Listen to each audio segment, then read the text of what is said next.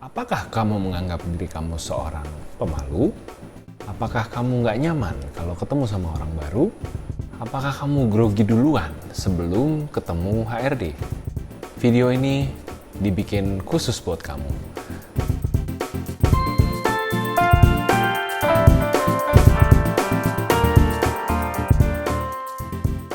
Hai guys, nama gue Samuel. Gue seorang HR manager dengan pengalaman kerja kurang lebih 8 tahun.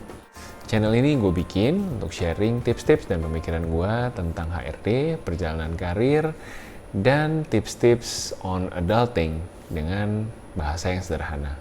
Kalau baru bergabung, silakan subscribe dan nyalain notification ya, karena akan ada video baru tiap minggunya. Oke, di video ini gue bikin khusus untuk ngasih tips interview untuk teman-teman yang introvert. Buat kamu yang melabel diri sendiri atau mungkin pernah ikut psikotes dan hasilnya kamu introvert, mungkin pengalaman pergi interview adalah salah satu pengalaman yang paling menakutkan.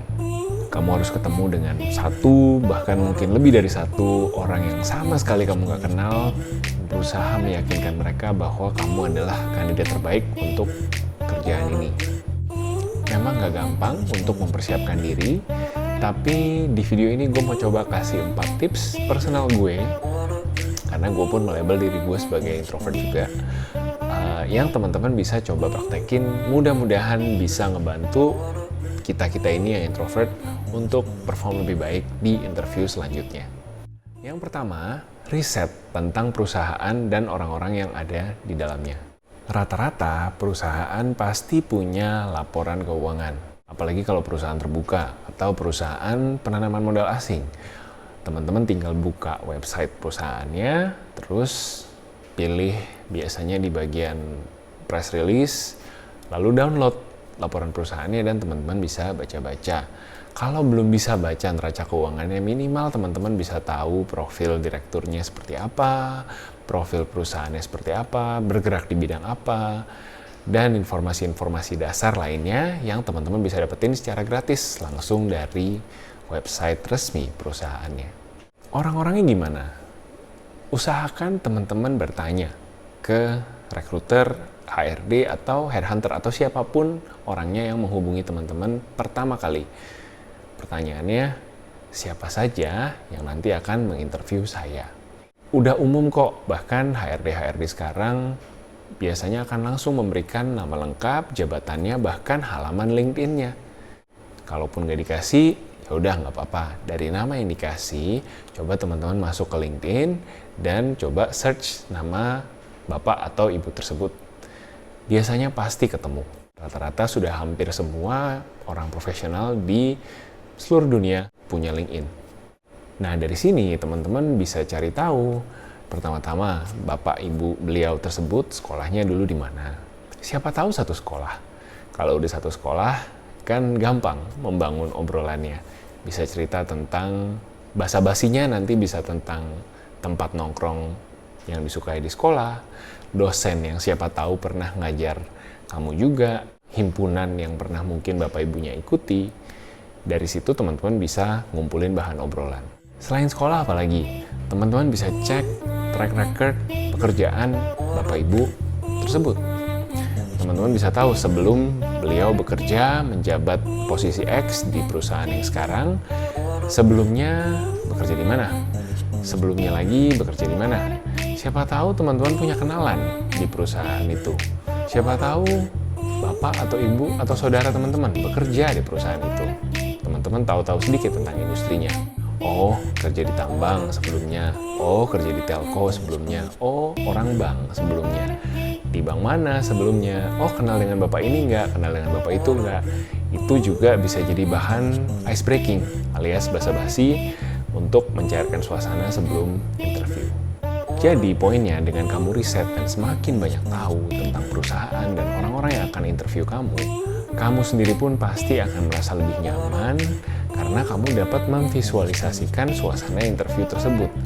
Oh, nanti saya akan duduk dengan bapak ini yang dulu kuliah di sini, saya akan ketemu ibu ini yang ternyata pernah kerja di sini, dan seterusnya dan seterusnya. Juga perusahaannya, kamu pun bisa memvisualisasikannya sehingga kamu pun punya rasa nyaman dan familiar sebelum datang ke interview.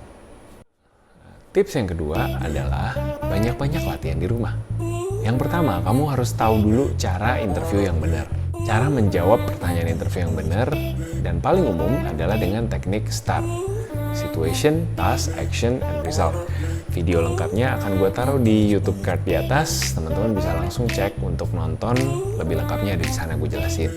Nah, kalau udah tahu cara menjawab pertanyaan interviewnya, nggak ada cara lain, nggak ada jalan pintas, teman-teman harus latihan, teman-teman harus ngobrol.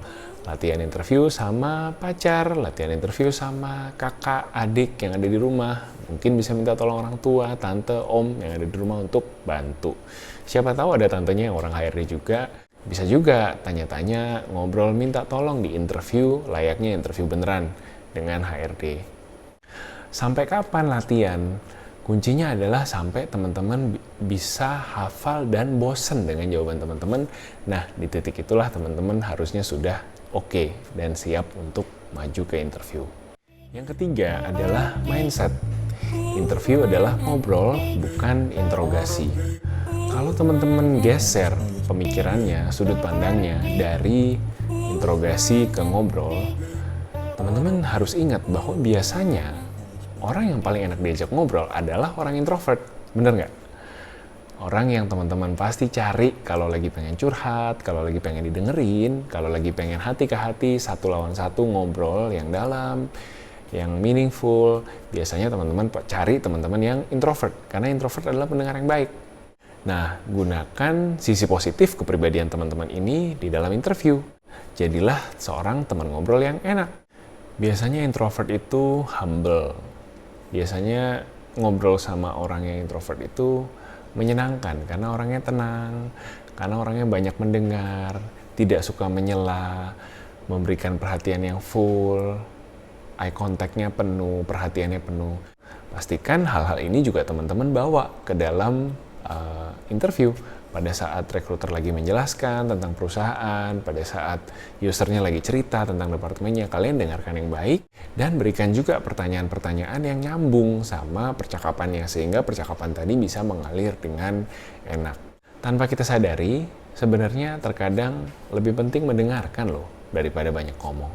Jadi buat kita para introvert, jangan mencoba terlalu keras untuk jadi seorang yang outgoing, seorang yang banyak cerita, dan sebagainya. Bawa saja kepribadianmu apa adanya, berbanggalah dengan sisi positifnya, dan cobalah sekedar jadi teman yang baik buat rekruter, buat user pada saat interview. Ingat, berteman, bukan interogasi.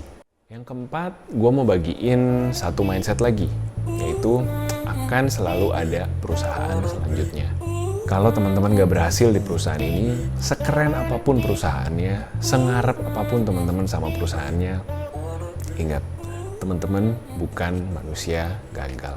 Kerja pada dasarnya adalah cara kita untuk mencari nafkah bagi keluarga kita, bagi diri kita sendiri. Perihal aktualisasi diri, teman-teman bisa dapatkan hal tersebut dari tempat lain. Kalau memang hal tersebut tidak berhasil teman-teman dapatkan di kantor. Teman-teman bisa menemukan aktualisasi diri dari hobi, dari kegiatan volunteer, dari keluarga teman-teman, dan sebagainya. Kerja hanyalah salah satu dari aneka faset-faset yang teman-teman miliki dalam kehidupan teman-teman. Nggak perlu berkecil hati kalau perusahaan kamu namanya nggak ada yang tahu, nggak keren. At the end of the day, it's just a job to put meal on the table. Tetap semangat teman-teman introvert. Kepribadian kamu bukan satu halangan atau hal negatif. Justru berbanggalah dengan sisi positif yang teman-teman miliki dan gunakan hal tersebut untuk kebaikan teman-teman di dalam proses mencari kerja. Semoga berhasil dan thank you banget udah nonton sampai sini. Sampai ketemu di video selanjutnya.